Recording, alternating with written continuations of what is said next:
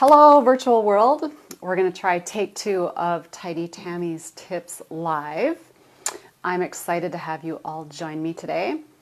I have to admit, I live in northern Minnesota. It is very gloomy today here with an additional little burst of snow slash rain slash I don't really know what the precipitation is happening out there right now, but it was really, really hard to get out of bed and get motivated this morning. But I knew I was going to get to see all of you in virtual land at noon today, and that I absolutely had to spread the story of how the pineapple both went into exile and celebrate the fact that it got out of exile today. So I got my butt out of bed. I made my bed. Remember, aim low and achieve.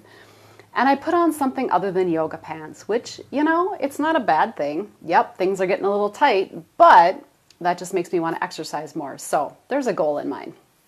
All right, so I'm excited to talk to you today about Freaky Friday.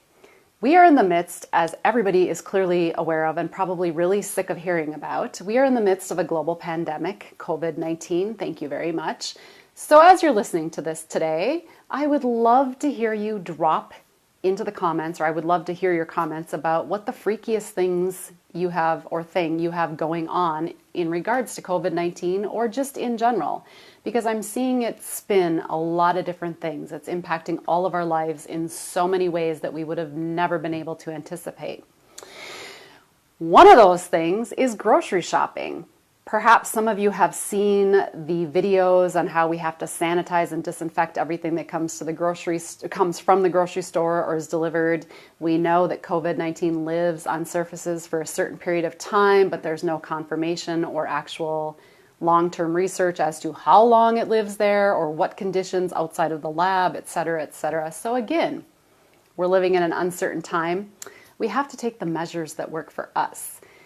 What I wanted to do today was share an email that a very dear friend of mine sent to me in regards to her shopping experience. So I'm going to read this to you from my friend. And we all have to try to find the humor in this, because if we can't laugh about things, we're going to cry and go stir crazy, and none of us want that. It's too important that we stay positive. All right.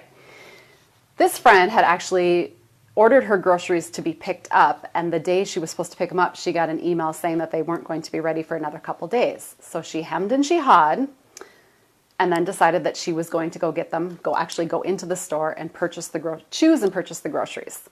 She says, so that in and of itself was a little nerve-wracking. She wore gloves. She didn't take out her phone. And here's what she did to prep for cleaning and disinfecting the groceries when she got home.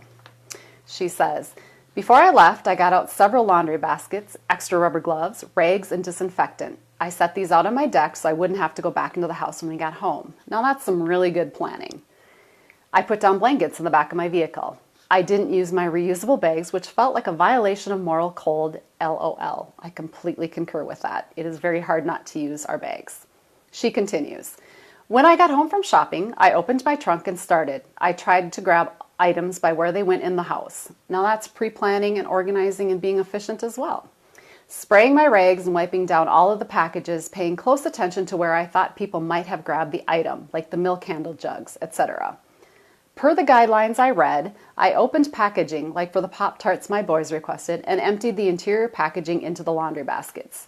I had prearranged with the boys that as I filled the baskets, they would take them from the porch and into the house to put the items away, so I wasn't going back and forth. I wore gloves and kept wiping those down with cleaner as well.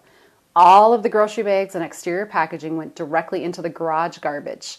I had done some grocery shopping for a neighbor who couldn't because of health issues, so I did the same and then delivered hers. When I got to the end of it, I was left with one item that made me say to myself, what the actual heck? How? How do I clean a pineapple? Apples? Into a bucket of soapy water. Watermelon? Wipe it down. Broccoli was in plastic, so wipe it down. But pineapple? How do we disinfect pineapple? So after I stared at it and wondered what the heck I was supposed to do, I left it.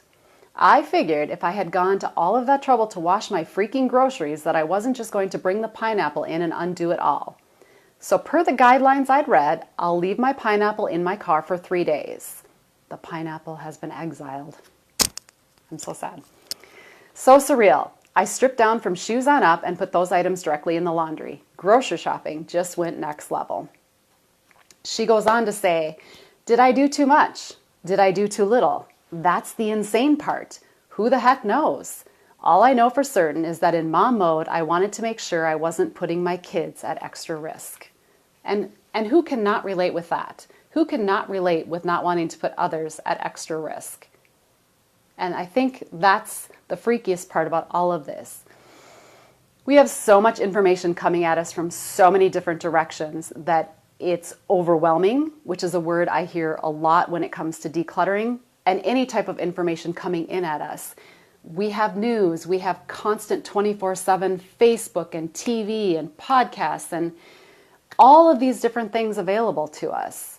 And I just want to say, my PSA today is that Facebook is not a good source of accurate information. You really need to fact check your stuff and make sure it's coming from a reliable source.